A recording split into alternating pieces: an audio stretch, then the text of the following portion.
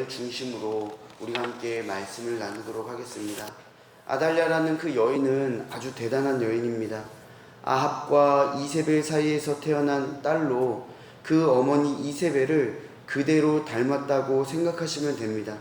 그 어머니 이세벨을 닮았다는 것에 아달랴의 악독함을 대충 짐작하실 수 있을 것입니다. 그녀가 남유다 요람 왕의 아내가 된 이유는 북이스라엘과 남유다의 정략 결혼 때문입니다. 요람의 아버지인 여호사밧 왕은 북이스라엘의 군사력이 필요하여 아합 왕과 동맹을 맺고 그 동맹을 굳건히 지킬 것을 약속하는 의미에서 아합의 딸을 며느리로 드린 것입니다.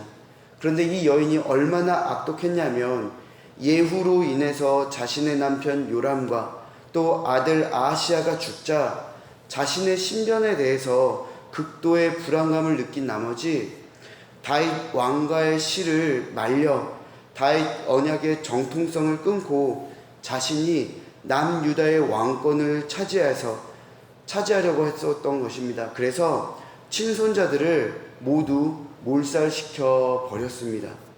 정말 대단한 사람이었죠. 저는 개인적으로 소름이 돋을 정도입니다. 다윗 왕가의 정통성을 끊어버린다는 생각을 했다는 것, 이는 하나님의 언약을 아달랴가 파괴하려 했다라는 것입니다. 마치 마귀가 우는 사자같이 두루다니며 성도들을 삼키려 하는 것과 같이 이 여인도 마귀의 짓을 하면서 다윗 왕과 곧 하나님의 언약을 훼손하려 파괴하려 했던 것입니다.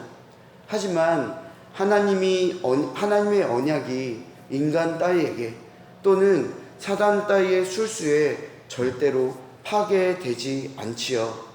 아달랴가 일으킨 참급 속에서 하나님께서는 아달랴를 대적한 자를 일으켜 세워 하나님의 뜻을 이루어 나가십니다.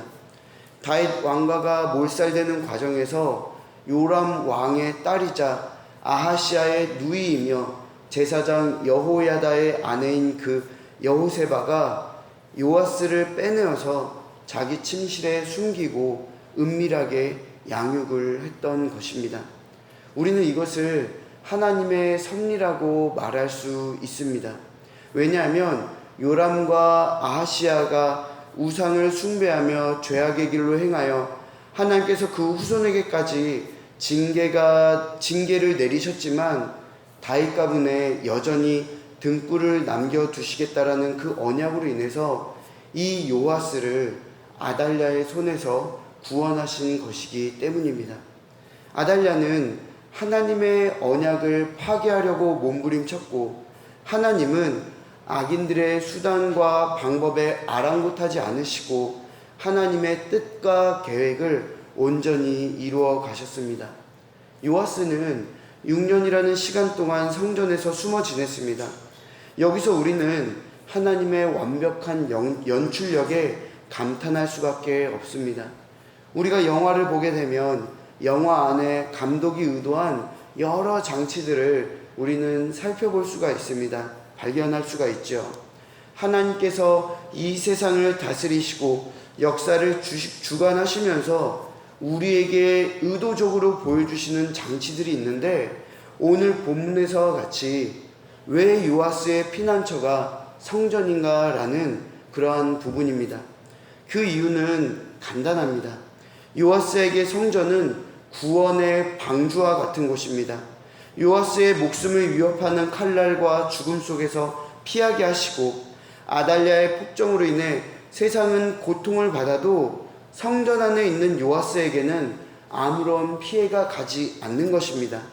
이는 곧 우리들도 하나님이 제공해 주시는 구원의 방주 안에 있으면 사단의 공격에도 세상의 혼란함 속에서도 안전하다는 것을 우리에게 암시해주고 계신 것입니다.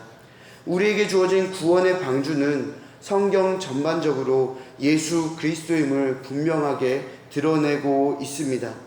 그 예수 그리스도로 말미암아 우리는 살아가면서 하나님으로 인해서 하나님께 보호받고 안정을 취할 수 있다는 것을 우리는 성경을 통해 볼 수가 있습니다. 뿐만 아니라 요아스가 유일하게 살아남아 있다는 것은 하나님께서 언약의 신실하신 분임을 우리에게 분명하게 보여주는 것입니다. 아달랴의 무자비한 살해 음모가 장차 메시아를 배출하게 될 다윗 왕의 계통을, 그 계보를 파괴하려 했지만 언약의 신실하신 하나님께서는 요아스를 하나님의 전에 보호하심으로 그 약속, 그 언약이 이루어짐을 보여주셨습니다. 그 하나님은 우리에게도 언약에 신실하셔 예수 그리스도로 말미암아 영원토록 하나님 나라에서 복락을 누리며 살 수 있게 해주셨습니다. 그리고 한 번 맺어진 그 약속은, 그 언약은 절대로 깨지지 않습니다. 이것은 우리에게 큰 은혜이자 복이지요. 왜냐하면 우리는 하나님을 너무나도 쉽게, 그리고 너무나도 많이 실망시켜드리는 죄인들이기 때문입니다. 하지만 그럼에도 불구하고 하나님은 우리에게 언약의 신실하신 분임을 오늘 본문을 통해 깨닫게 하시고 마음속에 감사가 일어나게 해 주신 것입니다.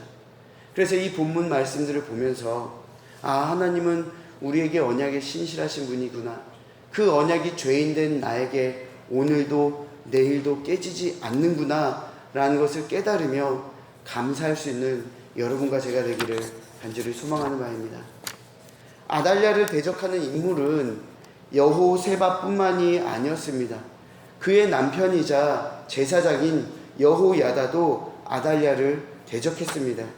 제사장 여호야다는 아달랴의 악정 아래에서 남유다 왕국이 죄악과 우상숭배가 만연해지는 것에 더 이상 눈뜨고 지켜볼 수가 없었습니다. 그래서 그는 백부장들과 궁중 호위병들에게 요아스 왕자의 생존을 알리고 그들의 지지를 받아 요아스의 즉위식을 거행하게 됩니다. 아달랴는 이를 반역이라고 외치지만 아무도 그녀의 말에 귀 기울여주지 않습니다. 왜냐하면 그녀의 악행과 또 폭정은 너무나도 심했기 때문이죠. 결국 그녀는 여호와의 전 밖으로 내어 쫓긴 후에 죽임을 당하고 제사장 여호야다는 남유다 왕국에 만연해 있던 바알 숭배를 척결하기 위해 종교 개혁에 착수하게 됩니다.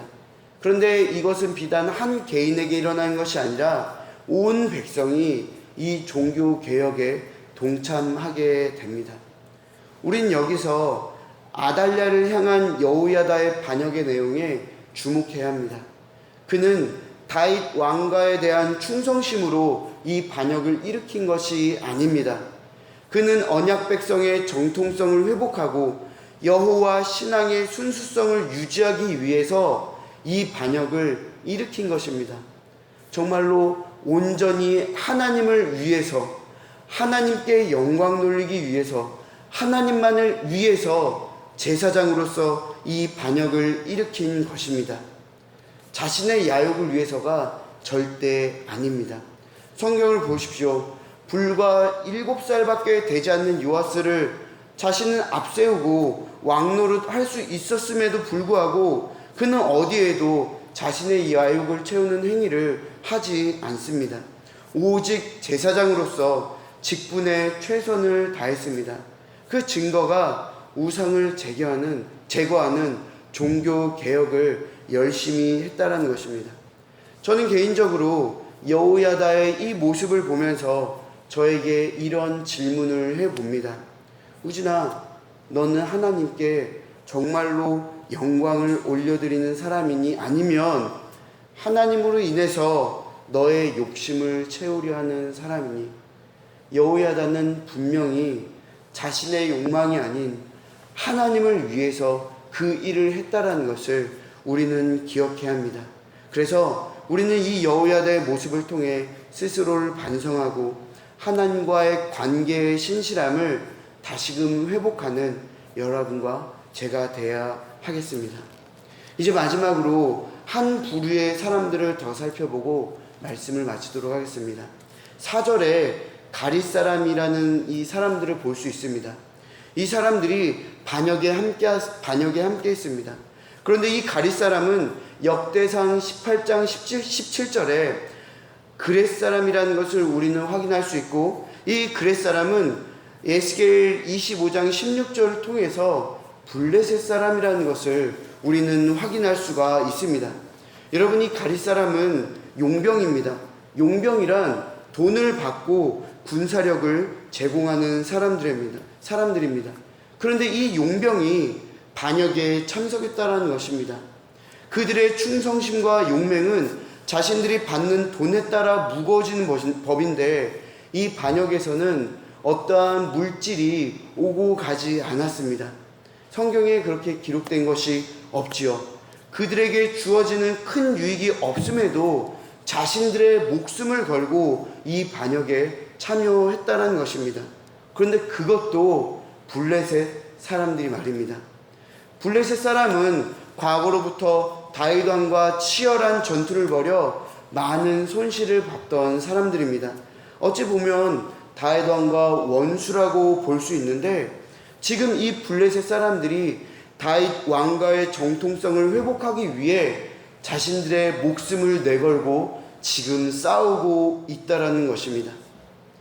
이것은 곧 하나님은 구원 사역을 위해서 이 땅을 통치하시고 역사를 다스리심 속에서 선택한 민족만을 사용하시는 것이 아니라, 하나님이 수많은 민족, 또 수많은 사람들, 수많은 상황과 환경들을 다 활용하시고 그들 각자에게 은혜를 베풀어 주시는 그러한 신실하신 하나님임을 우리는 볼 수가 있는 것이죠.